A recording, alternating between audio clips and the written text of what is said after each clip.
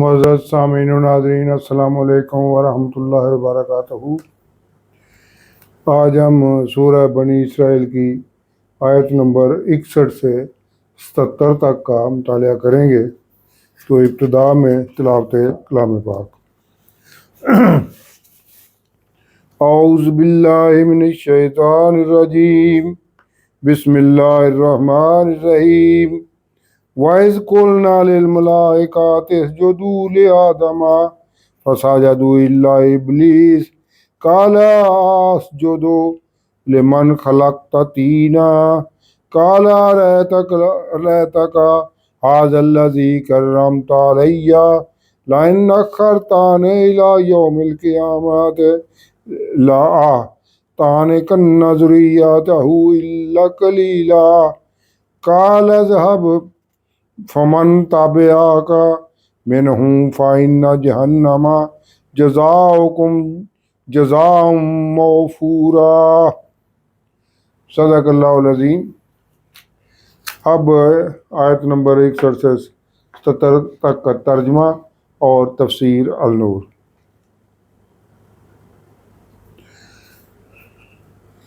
اور یاد کرو جب ہم نے فرشتوں کو کہا تھا کہ آدم علیہ السلام کو سجدہ کرو تو ان سب نے سجدہ کیا سوائے ابلیس کے۔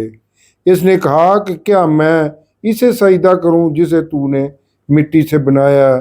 یہ بھی اس نے کہا کہ ذرا دیکھو تو صحیح جسے تو نے مجھ پر فضیلت دی ہے، اگر تو مجھے قیامت کے دن تک مہلت دے دے تو میں اس کی پوری اولاد کو قابو کر کے چھوڑوں گا سوائے تھوڑوں کے۔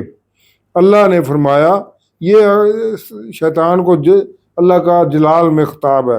اللہ نے فرمایا، جاؤ دبا ہو جاؤ، اس میں سے جو بھی تیری پیروی کریں گے تو ان سب کی سزا جہنم ہوگی، اور تو پھسلا لے جس پر تیرا بس چلے اپنی آواز سے، اور چڑھا ان پر اپنے سواروں اور پیادوں کو، اور ان کا شراکت دار بن جا ان کے مالوں اور اولاد میں، اور ان سے جھوٹے وعدے کر، اور شیطان نہیں وعدہ کرتا مگر فریب سے۔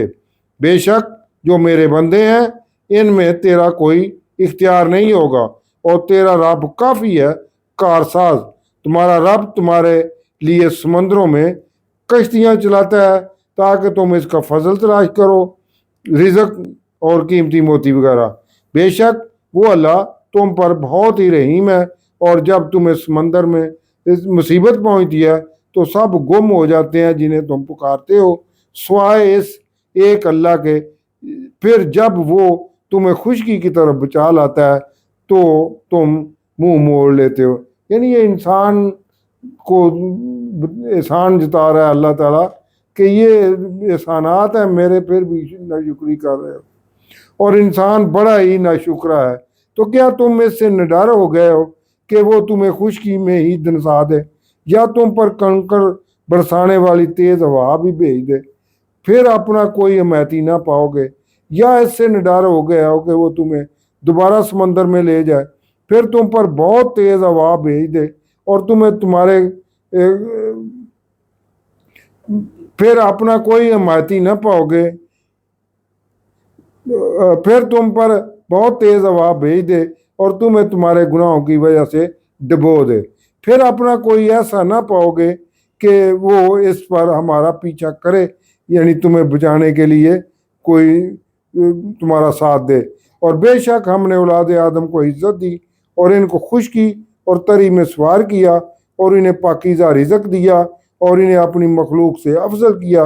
جس دن ہم ہر جماعت کے امام یعنی سردار کے ساتھ بلائیں گے تو جس کو نامہ اعمال اس کے دائیں ہاتھ میں دیا جائے گا تو وہ اپنا نامہ اعمال پڑھیں گے، اور دھاگے کے برابر بھی ان پر ظلم نہیں کیا جائے گا۔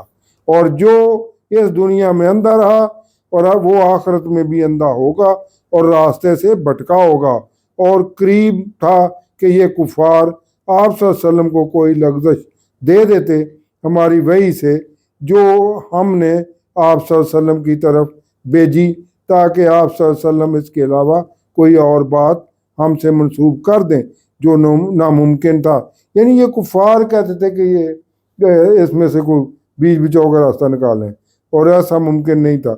और अगर आप सल्लल्लाहु अलैहि वसल्लम ऐसा करते तो ये कुफार आप सल्लल्लाहु अलैहि वसल्लम को गहरा दोस्त बना लेते। ये आयत हजूर सल्लल्लाहु अलैहि वसल्लम पर कुफार के बेपनाह दबाव की तरफ इशारा कर रही है, क्योंकि एक तरफ आप सल्लल्लाहु अलैहि वसल्लम को कहा जा रहा था कि कुरानी अहकामात में कुछ लचक पैदा कर लें, कुछ अपनी मनवा लें, यानी ये कुफार कहते थे, और कुछ हमारी मान जाए। दूसरी तरफ कुफार मक्का ये भी मुतालबा कर रहे थे कि अगर आप सल्लल्लाहु अलैहि वसल्लम अल्लाह के सच्चे रसूल हैं तो इन्हें सबूत के तौर पर पहले पैगम्बरों की तरह कोई वाज़ेह मोइज़ा दिखाएं। ये बात अवाम में भी मुस्तहकम होती जा रही थी, और आप सल्लल्लाहु अलैहि वसल्लम में भी ये ख्वाहिश जन्म ले चुकी थी कि अल्लाह कुफार को कोई मोइज़ा दिखा दे, मगर अल्लाह ये फैसला कर चुका था कि इन मुशरिकीन मक्का को कोई मोइज़ा नहीं दिखाया जाएगा। और अगर हम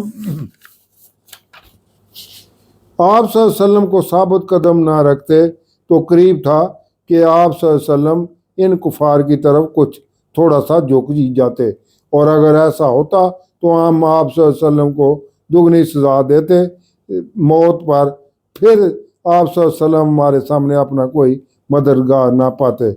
और बेशक करीब था कि ये कुफार आप सल्लल्लाहु अलैहि वसल्लम के कदम डगमगा देते इस ज़मीन से, ताकि आप सल्लल्लाहु अलैहि वसल्लम को निकाल बाहर करे। यानी ये अल्लाह ताला कुफार को असल में बता रहा है कि मैं उनका पासदार हूँ, मैं उनकी निगरानी कर रहा हूँ। अल्लाह की ये कुफर के हथकंडे उन पे आजमाने का कोई फायदा नहीं है।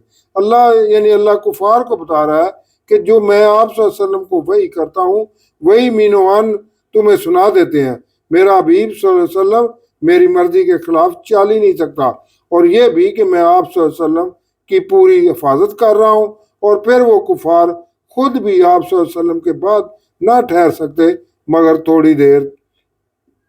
यही हमारा दस्तूर है इनके साथ जो हमने आप सल्लल्लाहु अलैहि वसल्लम से पहले रसूल भेजे, और आप भी हमारा दस्तूर यानी कानून बदलता ना पाएंगे ये कुफार। यानी अगर इन्होंने ना माना तो इनको भी नेस्तो नाबूद कर दिया जाएगा। सदकल्लाहुल अज़ीम।